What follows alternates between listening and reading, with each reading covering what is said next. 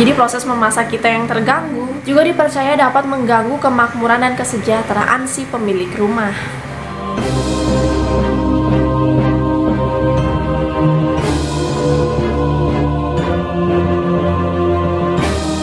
Hai, welcome back to my YouTube channel, dan thank you buat kalian yang sudah klik video ini. Oke, ternyata banyak juga ya orang yang kalau mau buat rumah itu memperhatikan banget tata letak rumah. Misalnya nih ya, ada orang yang mau membangun rumah terus dia nyari-nyari tuh rumah yang kayak gimana sih yang mendatangkan rejeki, atau rumah yang kayak gimana sih yang harus dihindari agar kehidupan mereka bisa harmonis, tenang, damai. Ya pokoknya sejenisnya lah ya, yang baik-baik. Nah, karena sebelumnya aku udah pernah nih membahas tentang ciri-ciri rumah pembawa sial. Bagi kalian yang belum nonton bisa klik di atas. Sekarang ini aku akan membahas mengenai ciri-ciri rumah yang katanya nih ya membawa berkah. Dan ciri-ciri rumah yang aku rangkum kali ini juga aku dapetin dari berbagai sumber. Dan kembali aku ingetin buat kalian yang misalnya nih ya rumahnya itu gak masuk dalam ciri-ciri rumah pembawa berkah yang aku bawakan kali ini, please jangan renovasi rumah. Masa pandemi nih kagak ada duit, kalian mau tiba-tiba gitu renovasi rumah, nyari perkara sama orang tua ya. Kira-kira ciri-ciri rumahnya kayak gimana ya? Let's get started.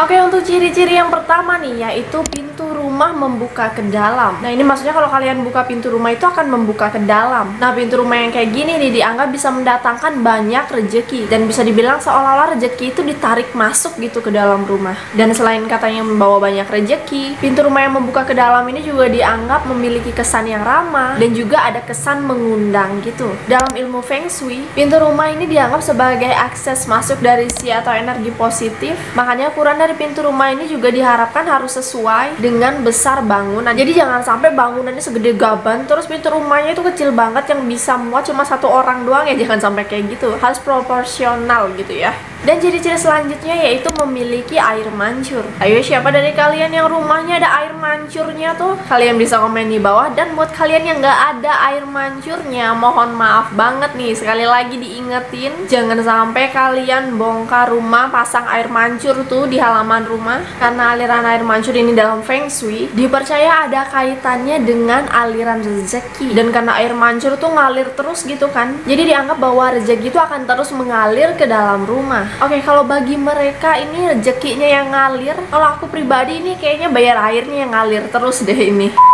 Dan katanya untuk penempatan air mancur ini yang paling baik yaitu di dekat pintu rumah, di dekat ruang tamu maupun di ruangan terbuka. Oke, ciri-ciri selanjutnya yaitu memiliki aksen berwarna emas. Oke, ini baru memiliki aksen berwarna emas, kalian jangan pasang emas batangan tuh kalian tempel di tembok-tembok atau di depan gerbang tuh kalian pajang semua perhiasan kalian. Yang ada bukan ngundang rezeki tapi ngundang maling.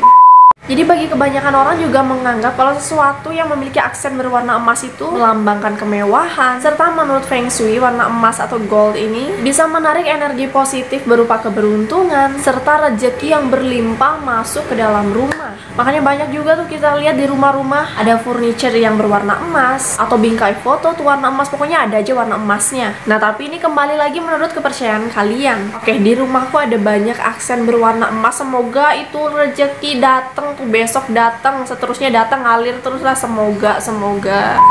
Dan ciri-ciri selanjutnya yaitu dapur yang tidak berdekatan dengan toilet. Oke, ini kalau dilihat menurut kita pribadi ya yang nggak ngerti ilmu-ilmu Feng Shui gitu, kalau dapur berdekatan sama toilet itu pasti akan memberikan kesan gak nyaman kan. Kita masak terus sebelahnya toilet, kayak gimana gitu ya rasanya. Dan menurut Feng Shui, dapur ini melambangkan kemakmuran dan juga kesejahteraan. Ya jadinya kalau bisa jangan meletakkan dapur ini berdekatan dengan toilet, yang mana toilet ini memberikan energi negatif. Jadi proses memasak kita yang terganggu juga dipercaya dapat mengganggu kemakmuran dan kesejahteraan si pemilik rumah. Dan yang terakhir, ciri-ciri rumah pembawa berkah yaitu rumah yang mana di dalamnya terdapat tanaman. Nah, ini selain ada efek yang baik bagi kesehatan, ternyata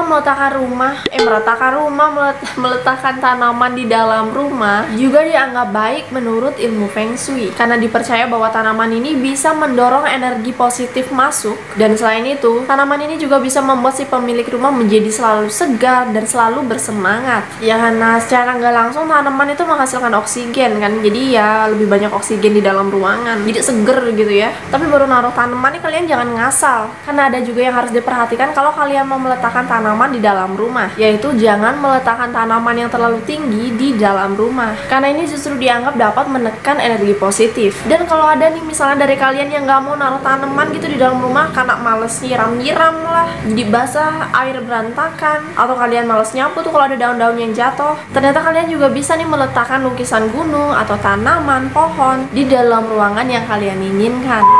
So guys, itu dia sekilas mengenai ciri-ciri rumah pembawa berkah menurut Feng Shui. Gimana nih, apa ada dari kalian yang rumahnya itu masuk ke dalam salah satu ciri-ciri rumah pembawa berkah? Kalian bisa komen di bawah apakah rezeki kalian selancar itu.